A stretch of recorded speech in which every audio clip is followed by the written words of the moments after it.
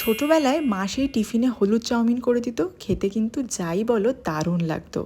অনেক মাস পর বানালাম, কিন্তু ডিমটা দিতে একদমই ভুলে গেছি। খাওয়া দাওয়া করে গেছিলাম আমাদের সোসাইটির সামনে একটা দারুণ সুন্দর মার্কেটে। ফার্স্ট টাইম গেলাম আমাদের সোসাইটির একটা দাদা আর দিদির সাথে। কত রিজনেবল প্রাইসে এখানে সবজি, ফল, ঘর সাজানোর জিনিস, বেড কভার সমস্ত কিছু একসাথে পাওয়া যাচ্ছিল। আর আমরা মেয়েরা যারা ঘর সাজাতে ভালোবাসি তাদের তো এইসব মার্কেট পেলেই ব্যাস হয়ে গেল।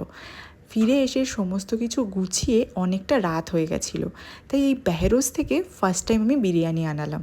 খেতে কিন্তু বেশ ভালো ছিল।